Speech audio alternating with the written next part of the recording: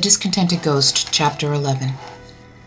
At 6:30 that evening, under lowering skies, a wagonette with one new wheel drew up before Canterville Chase, and a large fleshly gentleman stepped down. He wore mutton-chop whiskers, and his gray hair parted in the middle.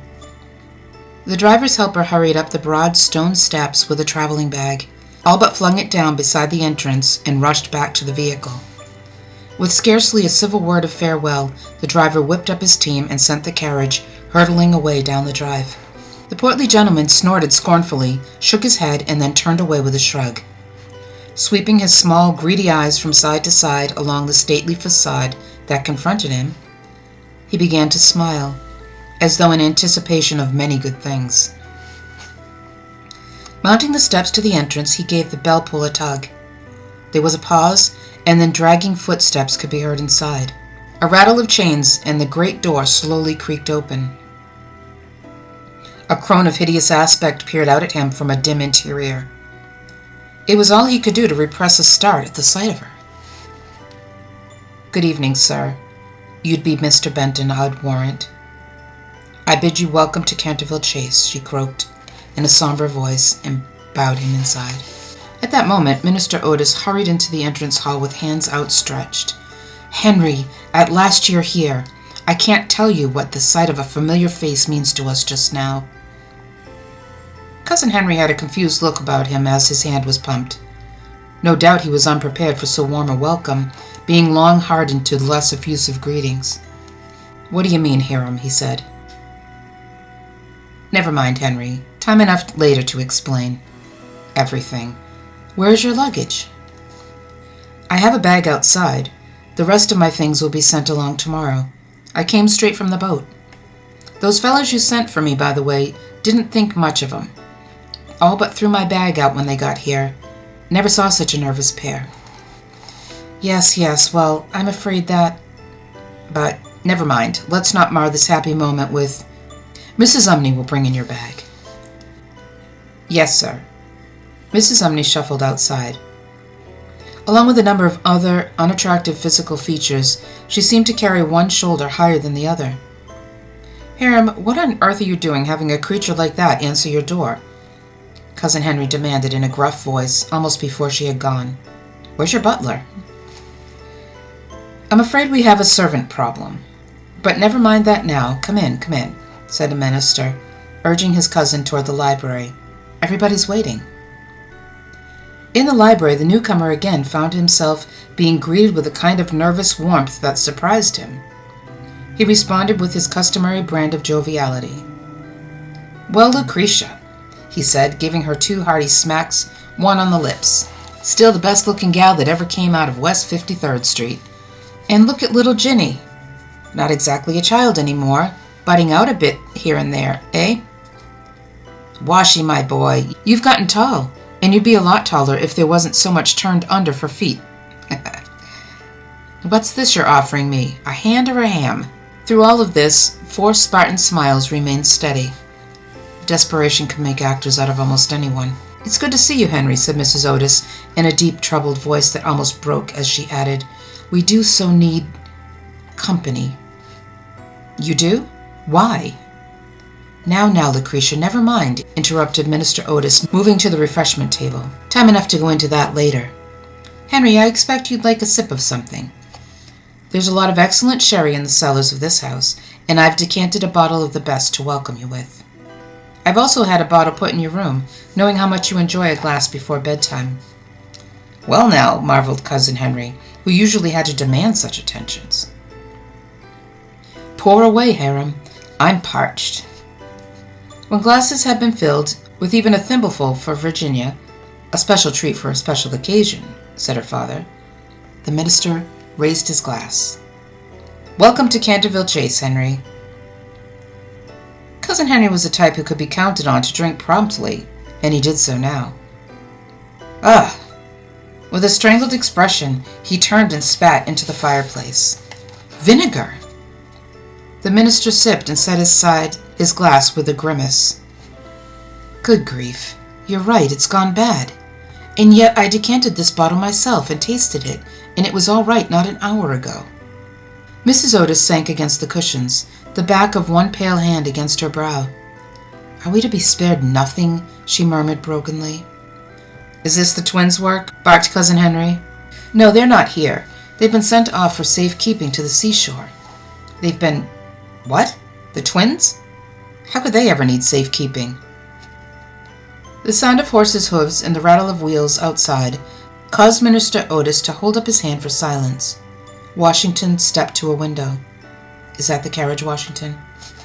"Yes, Father." "Good." Cousin Henry was looking from one face to another with a growing concern. "Hiram, what the devil is going on around here?" The minister glanced at his family, then dropped his shoulders with a sigh. "I was hoping we could have a few happy moments together before... but I see it's not to be. Henry, we are in a difficult situation here, and your arrival is most providential. We are hoping that you, with your knowledge of the occult, through your studies on voodooism, may be able to help us. Henry, this house is said to be haunted, and of course these ridiculous Englishmen take such things seriously. Lord Canterville himself warned me against the ghost. It's embarrassing even to mention such nonsense in this day and age, but there you are. And to be sure, annoyances have been occurring with enough regularity to make us feel persecuted." Cousin Henry greeted the news with the clean, clinical, and skeptical look of an expert. On the whole, he looked pleased. "Well, we'll find out about that soon enough. A few simple experiments. But are you sure this is not all an attempt by purely mortal hands to drive you away from this house?" he asked, casting a spiteful glance at Mrs. Umney, who, summoned by her mistress, had shuffled in to collect the sherry glasses. "What do you know about this alleged ghost?" The minister pointed to the floor in front of the fireplace, where a dull red stain glowed malevolently. On that very spot, in 1575, the 4th Earl, Sir Simon de Canterville, murdered his wife, Lady Eleanor. Ever since that day, the blood stain has remained there, and nothing can eradicate it. Cousin Henry peered down at the stain. "Have you ever tried Pinkerton's?" he asked. "Somebody sent me a stick of it, and—" "We have tried everything," interrupted Wash, "and nothing touches it." Well then, let it alone. It's probably a flaw in the wood. Are you telling me then that this Sir Simon feller is supposed to be a ghost?" "Yes." "Just because he murdered his wife? Huh. From what I've seen of women, most women that is, present company excepted, she probably deserved it." Mrs. Umney's head came up. "Not her," she cried. "She was a saint, was Lady Eleanor, a perfect saint." "That will do, Mrs. Umney," said Mrs. Otis, but the old housekeeper continued to grumble as she shuffled out. "Do you have to put up with much of that?" Cousin Henry asked in biting tones. "She's the only servant we have been able to keep," said Mrs. Otis. "All the others have fled." "Fled?" "Fled." "Why?" Minister Otis pointed a finger toward the window. "Let me tell you why that carriage is waiting out in the drive, Henry. Every evening, as soon as it grows dark, the carriage is brought round, and it stays there till the first light of day, because there is one eventuality of which we live in constant dread." A croaking voice spoke from the doorway. "Dinner is served, ma'am." Mrs. Otis shuddered. "Oh dear," she said, "we may as well go in." "But wait a minute," cried Cousin Henry. "What about—" "Never mind," said the minister, forcing a cheery note back in his voice. "Time enough for that later. We're perfectly safe as long as we're all together. Will you take Lucretia in?" Cousin Henry hesitated. "Oh, very well," he said crossly. "I must say, after the trip here, I am famished." "I'm glad to hear that," replied the minister, "because around here you'll have to be." Dinner consisted of an indescribable soup, followed by an incredible main course. "Good Lord," groaned the minister, "not charred lamb shanks again." "Please, Hiram," said Mrs. Otis. "She'll hear." Cousin Henry stared at them incredulously. "Do you mean to tell me that old witch does the cooking, too?" He was appalled.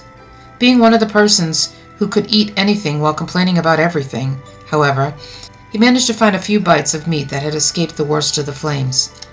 At the same time, his jolly countenance made it abundantly clear he found the meal far from satisfactory. And meanwhile, of course, his curiosity had not abated.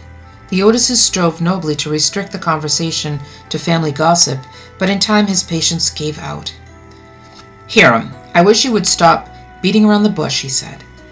Just what is going on around here? What's the carriage out there for? And what is that one eventuality you say you're in such dread of? Minister Otis sighed again heavily. I had hoped we could have a happy little dinner together without having to spoil it before.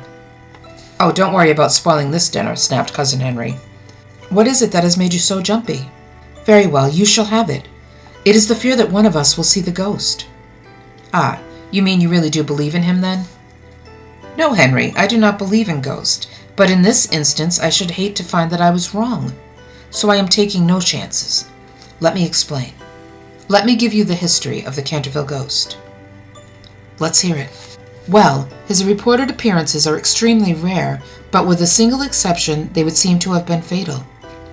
In 1596, the family chaplain was the first person to alarm the household with an hysterical report of having seen the ghost. Exactly 24 hours later, the poor man started up from a chair and fell dead, in this very room. And that part of the story, at least, has been authenticated. The ghost was next seen in 1692 by a visiting Scottish earl. The earl, who was a superstitious man and who had heard the legend of the family chaplain, left at once on horseback, intending to put as much distance as he could between himself and the Canterville chase. Exactly 24 hours later, he was thrown from his fourth mount, as though some terrible force had hurled him off, and his neck was broken. Then, in 1788, the ghost was reported by a daughter of a visiting family. Luckily for her, however, the 14th Earl of Canterville had made quite a study of such matters, and had read that ghosts could not pursue their victims across open water. The young lady was rushed to Brighton and put aboard a vessel which, after a perilous voyage, finally made its way to France. She lived on the continent to a ripe old age, but never risked a return to England.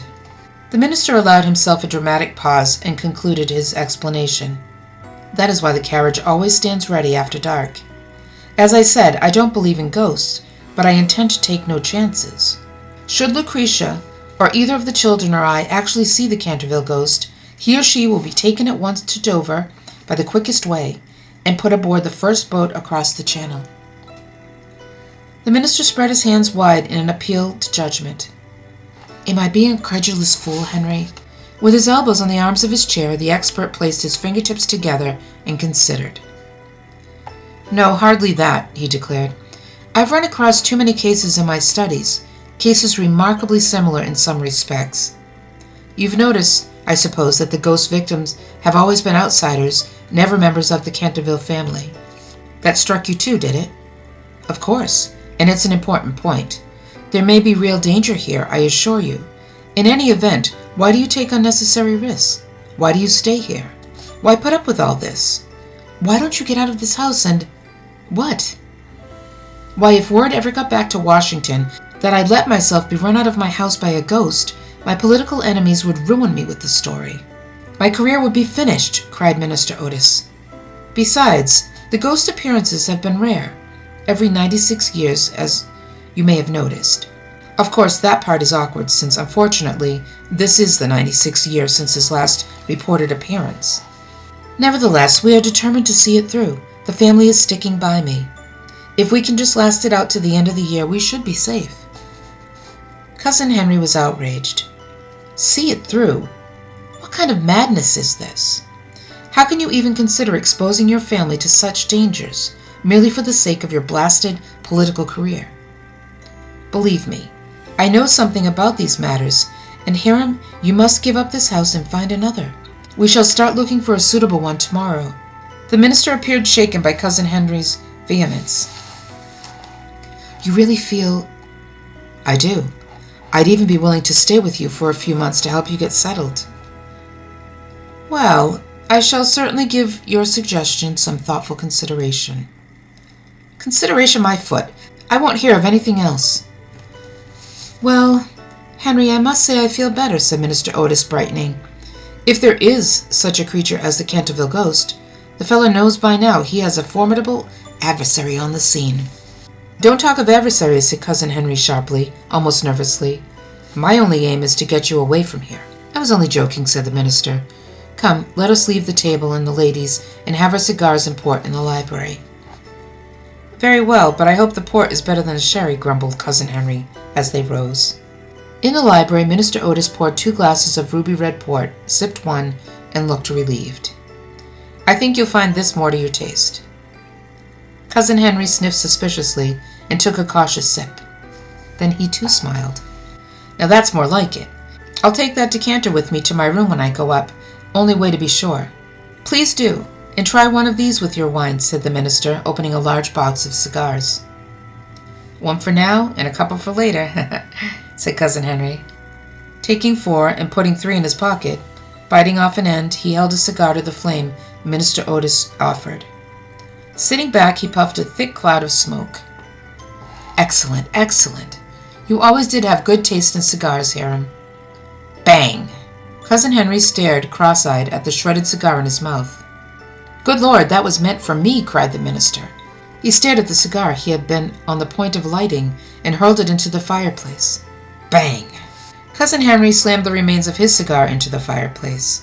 "This is the work of a demon. Hiram, we cannot put up with this any longer. We must find another house tomorrow." "You've convinced me," said the minister sadly. "So be it. Well, I know this has been very upsetting to all of us, and you must be tired after your journey. We'll have a busy day of it tomorrow, so we'd best get some rest. I'll see you to your room, if you care to call it a night." "Well, yes, I think I will retire," said Cousin Henry with some hesitation, and not neglecting to possess himself of the decanter of port as he passed the table. When good nights had been said, the minister lighted 2 bedroom candles, gave one to Cousin Henry, and let him out. The weather had undergone a nice change for the worse since the guest's arrival. Wind whistled around the house, rattling every door and window. Owls brushed the windows with silent wings, tapping on the panes with their cruel beaks to attract attention. From the old yew tree in the family burial ground, ravens croaked their tales of madness and death, while in the distance, dogs howled like wolves.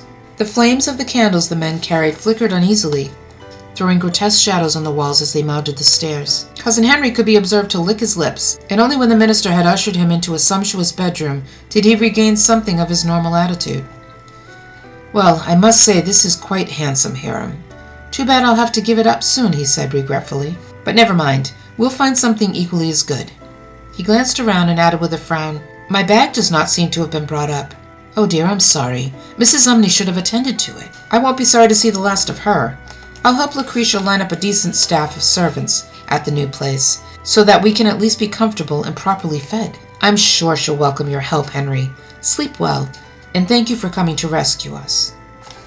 "Little did I know, or I would have been here sooner. I'll send Washington up at once with your bag." "Do."